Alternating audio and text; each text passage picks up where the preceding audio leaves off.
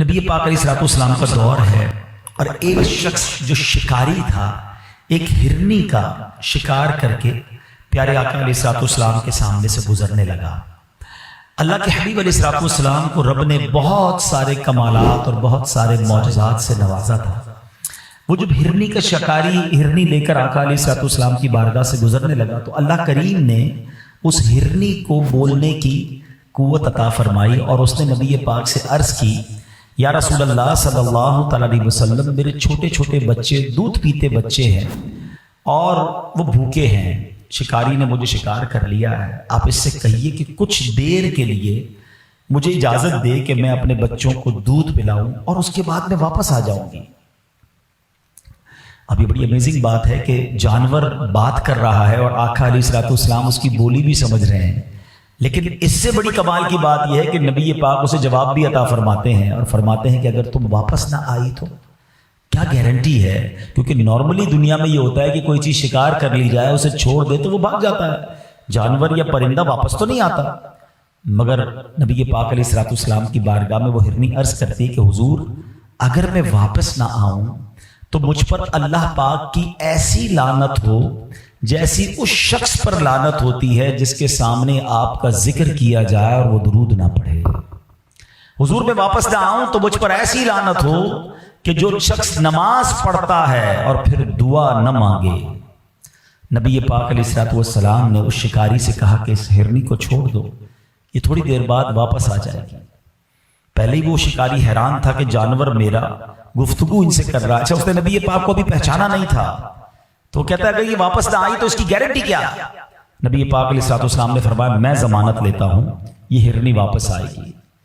اللہ اکبر، یہ ہرنی کو شکاری چھوڑ دیتا ہے، دوڑتی ہوئی پہاڑ کے پیچھے چلی جاتی ہے اور تاریخ نے یہ منظر پہلی بار دیکھا ہوگا کہ وہی ہرنی تھوڑی دیر بعد اپنے بچوں کو دودھ پلا کر واپس آتی ہے، گویا آ کر پھر سرنڈر کر دیتی ہے۔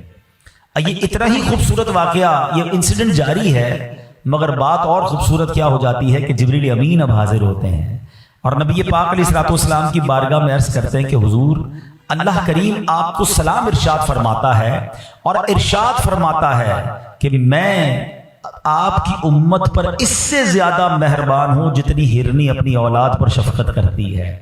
آپ کی امت کو آپ کی طرف اس طرح لوٹاؤں گا کہ جیسے یہ ہرنی آپ کی طرف لوٹ کر آئی ہے۔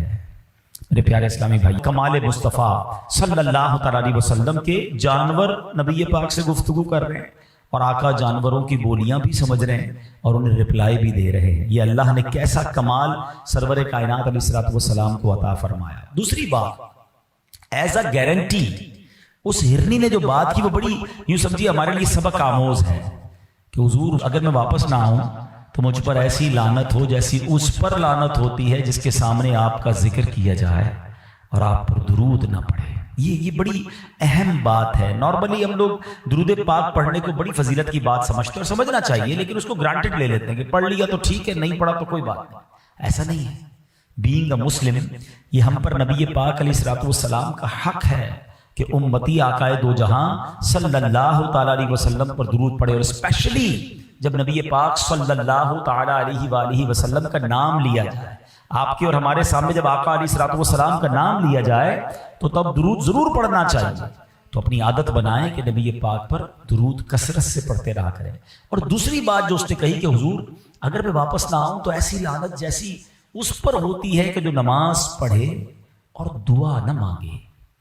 یاد رہے کہ نماز کے بعد جو وقت ہے نا اسپیشلی وہ خاص قبولیت دعا کا وقت ہے، لیکن کچھ لوگوں کی عجیب عادت ہے، نماز پڑھیں گے دعا نہیں کریں گے بھاگ جائیں گے۔ حالانکہ رب کی رحمت دیکھیں دعا ایکچولی کیا ہے، اللہ سے مانگنا ہے نا۔ دنیا میں کس کو اچھا لگتا ہے کوئی مجھ سے مانگے اور بار بار مانگے؟ ہمیں تو مانگنے والا اچھا نہیں لگتا۔